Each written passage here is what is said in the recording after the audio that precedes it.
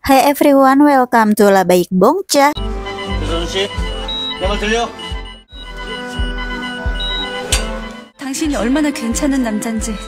Ini adalah mimpi indahnya Sojun. Ada dia, Soyu, dan anak laki-laki yang lucu. Masker oksigennya Sojun udah dilepas setelah suntikan kedua. Dia tidur sangat damai sambil tersenyum kecil. Soyu masuk ke dalam kamar. Sebetulnya sikap nonanya Sojun ini bikin kesel, tapi karena ini sinetron jadi aku maklum aja deh. Bibinya bilang Sojun jatuh tidur karena menunggu Soyu. Begitu Soyu mendekat ke ranjangnya Sojun, Sojun mulai bangun. Awalnya Soyu udah mau menyerah, tapi dia berpikir ulang. Tidak gampang juga perjuangan dia sama Sojun, jadi Soyu mutusin buat kembali.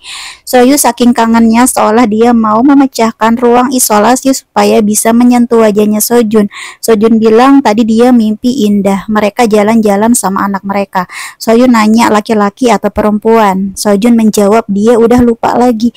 Di sini Sojun terus bilang sesuatu seperti kalimat perpisahan. Contohnya dia berterima kasih kepada Soyu sudah datang ke kehidupannya dan memberinya cinta. Soyu nggak mau dengar Sojun ngomong kayak gitu. Dia nggak mau berpisah buat sekarang. Benar aja setelah Sojun ngomong gitu, ketika Soyu memeluk Sojun, dia kejang-kejang dan megap-megap lagi. Badannya keringetan lagi. Monitornya juga bunyi nyaring lagi. Soyu sangat panik dan menekan bel bantuan. Dokter segera masuk bareng keluarga yang lain, minta asistennya segera memeriksa tanda vitalnya Sojun. Sojun langsung dikasih masker oksigen lagi biar bisa bernafas. Soyu dalam hatinya mohon-mohon masih banyak yang belum mereka lakukan. Belum saatnya mengucapkan selamat tinggal. Malamnya Soyu masih di kamar Sojun buat merawatnya. Dia mengelap badannya Sojun, dia juga menyiapkan semacam lotion buat mukanya Sojun. Tapi kayaknya ini sekalian endorse deh.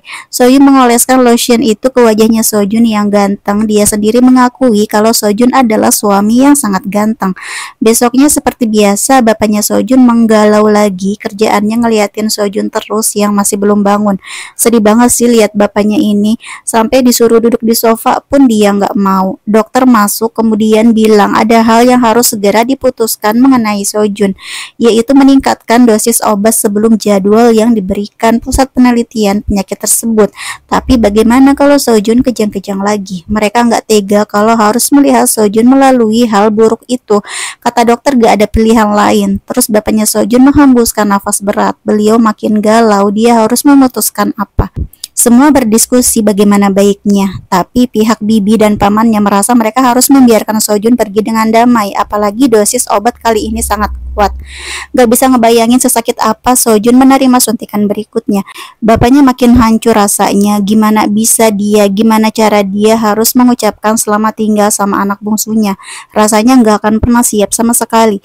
Soyu masuk ke kamar dan mendengar penjelasan yang sulit itu. Soyu bilang, sebagai ayah, kira-kira apa yang akan Sojun putuskan kalau dia masih bangun?